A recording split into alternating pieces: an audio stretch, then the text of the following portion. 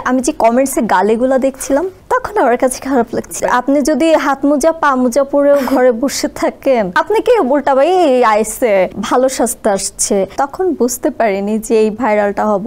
নিজেকে সেফ রেখে কাজ করব, কোনো কন্ট্রোভার্সিটিতে আমাকে যেন জড়াতে না হয়। সিসিলের এই ঝামেলাটায় আমার যে বাচ্চামি স্বভাবটা, সেটা আসলে বাইরে আমি প্রেজেন্ট করে ফেলি, এটা নিয়ে ট্রোল করে। এখন বড় হচ্ছি, ম্যাচিউরড হচ্ছি, যত পারছি আমার রাগটাকে কন্ট্রোল করছি।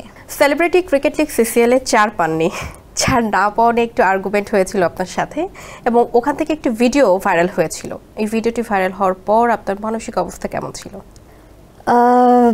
যখন আমি এই রাগটা করেছিলাম, সিচুয়েশনাল হয়েছিল বা রাগের মাথায় হয়েছিল, তখন বুঝতে পারিনি যে এই ভাইরালটা হব।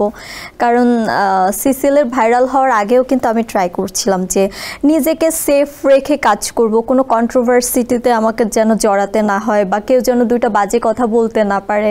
তো আমি যতবারই আলোচনায় এসেছি, আমি আমার কাজের মাধ্যমে এসেছি, এবং আমার চ্যালেঞ্জিং কাজগুলা বিজ্ঞাপন দেখে মানুষ আসলে আমাকে পছন্দ করে। বাট সিসিলের এই ঝামেলাটায় আমার যে আমি স্বভাবটা, আমার যে ঘরোয়া রাগটা, সেটা আসলে বাইরে আমি প্রেজেন্ট করে ফেলি, যার কারণে মানুষ এটা নিয়ে ট্রোল করে। তবে ট্রোলের ব্যাপারটা তখন খুবই খারাপ হয়েছিল, কারণ যেটা আপনি অভ্যস্ত না সেটা যদি হুট করে আপনার সাথে হয়ে যায়, তখন আপনার স্বাভাবিক ওই সময়টায় মানসিকভাবে আপনি ভেঙে পড়বেন। বাট আমার কাছে তখন ওই সময় মনে হয়েছে, আমি যে কমেন্টসে গালিগুলো দেখছিলাম তখন আমার কাছে খারাপ লাগছে, গালি দিচ্ছে, আল্লাহ এটা তো কখনো চাইনি। বাট অডিয়েন্স আসলে করবেই, মানে আপনি যদি হাত মোজা পা মোজা পরেও ঘরে বসে থাকেন, আপনাকে যদি কোনোভাবেই মানে দেখে বা কোনো কিছু, আপনি কি উল্টা ভাই আইসে যে কি ভালো স্বাস্থ্য আসছে, এই করতেছে সেই করতেছে, ডমিনেট করবেই। আমাদের বাঙালিরা ডমিনেট করবে, এটা আমাদের রক্তেই আছে। একজন আরেকজনকে পিছন থেকে টেনে ধরবে। শুধু বাঙালি না, এটা আমারও স্বভাব আছে। আপনার একটা ভালো কিছু হলে সেটা আমিও নিয়ে জেলাস হচ্ছি, এটা স্বাভাবিক, এটা নর্মাল।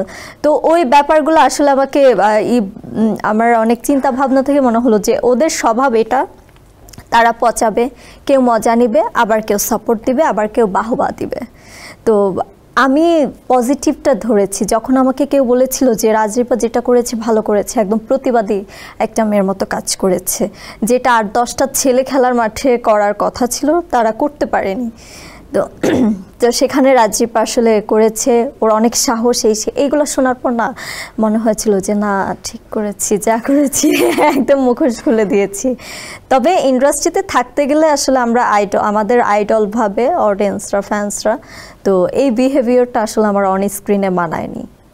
তো এখন বড় হচ্ছি, ম্যাচিউরড হচ্ছি, যত পারছি আমার রাগটাকে কন্ট্রোল করছি।